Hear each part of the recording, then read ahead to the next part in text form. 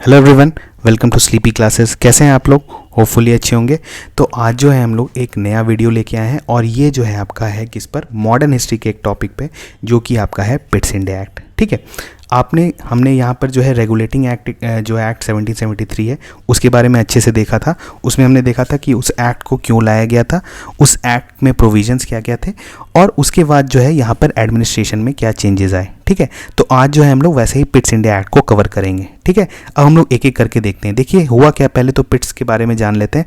William pit the younger थे, ये जो थे 1759 से 1806 तक ये थे, और ये जो थे ये क्या बन गए, यंगेस्ट प्राइम मिनिस्टर बन गए ग्रेट ब्रिटेन के इन 1783 एट द एज ऑफ 24। ठीक है, ये जो है इस समय जो है ब्रिटेन के जो है प्राइम मिनिस्टर बन गए थे, और ये काफ़ी रिफॉर्मिंग नेचर के थे। ठीक है, तो ये तो क्या, ये रिफॉर्म्स लाना चाहते थे। सिमिलरली जैसे यहाँ पर रेगुलेटिंग एक्ट जो आया था 1773 में, उसमें बहुत सारे जो है क्या प्रॉब्लम्स थे, लूप होल्स थे, तो उसको जो है ये चेंज करके एक कॉम्प्रिहेंसिव एक्ट लाना चाहते थे, जिसको जो कि एक्ट वहाँ पर पास हुआ था ब्रिटिश पार्लियामेंट में, उसको कहते हैं ईस्ट इंडिया एक्ट ऑफ 1784। ठीक है, इसी एक्ट को जो है इनके नाम पर चेंज कर दिया गया था, जो कि इंडिया में भी बोला जाता है इसको पिट्स इंडिया एक्ट। ठीक है, तो ये थोड़ा सा इनके बारे में जाने। अब हम लोग देखते हैं कि एक्चुअली पिट्स इंडिया एक्ट का हमको ज़रूरत क्यों पड़ा था, यहाँ पे एडमिनिस्ट्रेशंस में क्या प्रॉब्लम आ रहा था। तो यहाँ पर क्या हुआ था कि रेगुलेटिंग एक्ट जो है वो काफ़ी जल्दी लाया गया था। ठीक है, क्योंकि कंपनी आप जानते हैं, हमने देखा था वहाँ पर डेट में थी, उसके जो है गवर्नमेंट को पैसा नहीं दे पा रही थी। बैंक ऑफ इंग्लैंड को भी काफ़ी ज़्यादा वो लोन जो था वो डेट कर चुकी थी, मतलब वो डिफ़ॉल्ट कर चुकी थी वो।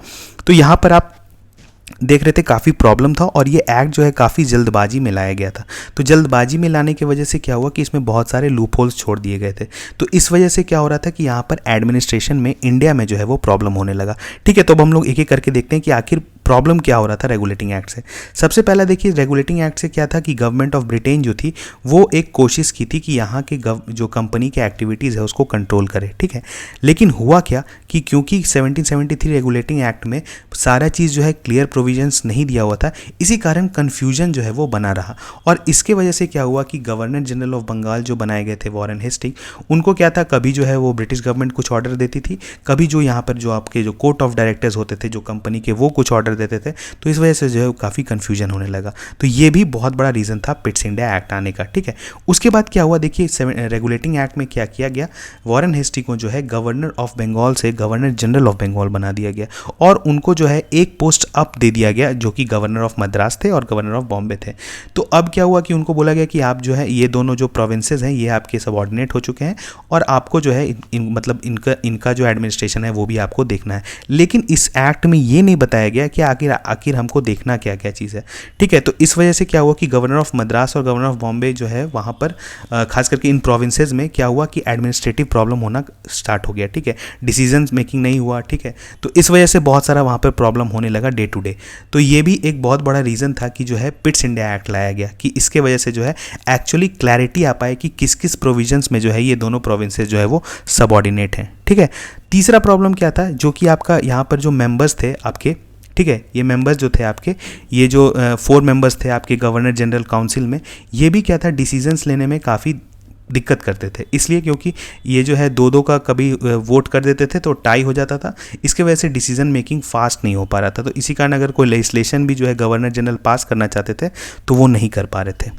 ठीक है, तो इन्हीं सब का जो सॉल्यूशन था वो था पिट्स इंडिया एक्ट। अब इसमें हम लोग देखते हैं कि सॉल्यूशंस क्या था। सॉल्यूशन जाने से पहले क्या देखते हैं, यहाँ पर पहली बार बताया गया कि जो भी पोजीशन जो कंपनी पजेस कर रही है यहाँ पर इंडिया में, उसको कहा गया ब्रिटिश पोजीशंस इन इंडिया। मतलब ऐसा नहीं है कि कंपनी जो यहाँ पे पजेस कर रही है वो कंपनी का ही प्रॉपर्टी है, ये जो है वो कंपनी सिर्फ और सिर्फ जो है वो ओन कर रही है under the sovereignty of British crown. ठीक है, ये जो है यहाँ पर क्लियर कट कह दिया गया। उसके बाद जो है बोर्ड ऑफ कंट्रोल बनाया गया। ठीक है, बोर्ड ऑफ कंट्रोल ही बहुत इंपॉर्टेंट पार्ट था पिट्स इंडिया एक्ट का। ये क्या था, ये एक बॉडी बनाया गया था जिसको टास्क किया गया कि आप जो है पूरा गवर्नेंस पार्ट जो है पूरे इंडिया में कंपनी का वो आप देखें। ठीक है, इसमें क्या थे, इसमें मेंबर्स डिसाइड कर दिए गए। इसमें 6 मेंबर्स थे। इसमें 6 मेंबर्स में एक मेंबर जो थे वो सेक्रेटरी ऑफ स्टेट थे, जो कि एक्चुअली वहाँ के कैबिनेट मिनिस्टर होते थे। 4 मेंबर्स ऑफ प्रिवी काउंसिल थे, और एक जो थे वो काउंसलर ऑफ एक्सचेकर थे। ठीक है, तो ये आप कह सकते हैं 6 मेंबर्स थे, और इसमें जो है ये ऐसा करके उनका डिवीजन था। अब यहाँ पर इंपॉर्टेंट क्या है, देखिए जी, आपका कोर्ट ऑफ डायरेक्टर्स जो थे, ठीक है, वो कंपनी का अब जो है सिर्फ और सिर्फ कमर्शियल वर्क देखते थे। अब बोर्ड ऑफ कंट्रोल को बहुत बड़ा पावर दे दिया गया, क्या चीज़ का, सिविल, पॉलिटिकल एंड मिलिट्री। मतलब अगर कहीं कोई टेरिटरी को अगर वॉर वेज करना है या किसी टेरिटरी को अपने अंडर लेना है, तो ये सब डिसीजन जो है ये अब बोर्ड ऑफ कंट्रोल लेने लगी। कोर्ट ऑफ डायरेक्टर्स को जो है उनका रेस्ट्रिक्ट कर दिया गया काम सिर्फ और सिर्फ कमर्शियल। अब क्या थी, सीओडी जो थी वो गवर्नर जनरल को डायरेक्ट करती थी फॉर कमर्शियल रीजंस, और बोर्ड ऑफ कंट्रोल जो है वो डायरेक्ट करती थी regarding civil, political and military. तो इस तरह का जो एक सिस्टम था इसको कहते हैं डुअल गवर्नमेंट। उसके बाद देखिए और बहुत इंपॉर्टेंट चेंज क्या आया गया कि यहाँ पर क्लियर कट प्रोविजंस दिया गया कि किन पैरामीटर्स में जो है आपके मद्रास और बॉम्बे प्रोविंस जो है वो सबऑर्डिनेट होंगे बंगाल के। ठीक है, यहाँ पर क्लियर कट बता दिया गया। यहाँ पर बहुत बड़ा एक था जैसे वॉर, जैसे पहले क्या होता था कि गवर्नर जो होते थे जो भी प्रोविंस के, वो अपने अगल बगल के टेरिटरी में खुद ब खुद वॉर वेज कर देते थे without the taking the permission of governor general.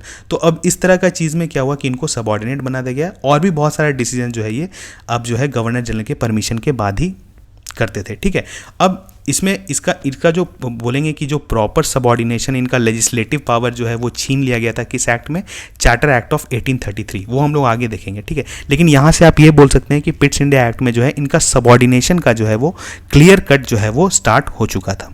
उसके बाद एक बहुत इंपॉर्टेंट पार्ट क्या हुआ था, अब जो गवर्नर जनरल का जो काउंसिल था उसमें जो पहले 4 मेंबर्स होते थे अब उसको कर दिया गया 3। तो अब क्या हुआ, डिसीजन मेकिंग जो है वो फास्ट हो गया और गवर्नर जनरल जो है वो उनका पोजीशन जो है वो रिलेटिवली स्ट्रांग हो गया। ठीक है, तो ये सब चेंजेस जो लाया गया था, ये लाया गया था क्यों, क्योंकि यहाँ पर कंपनी का एडमिनिस्ट्रेशन सुधरे। ठीक है, और ब्रिटिश गवर्नमेंट भी जो है वो अपना कंट्रोल जो है यहाँ वो धीरे धीरे स्ट्रांग करना चाहती थी। ठीक है, तो एक छोटा सा ये जो टॉपिक था ये आपके लिए कवर किया गया। ऐसे ही हम लोग जो है आपका जो चार्टर एक्ट्स है और उसको भी कवर करेंगे। तो अगर आप इस वीडियो को देख लेंगे तो आपको इससे इन्फॉर्मेशन मिल जाएगा कि आप जो है आराम से कहीं पर अगर क्वेश्चन आएगा तो उसको सॉल्व कर लेंगे। ठीक है, तो मिलते हैं हम लोग किसी ऐसे वीडियो में ही, तब तक थैंक यू।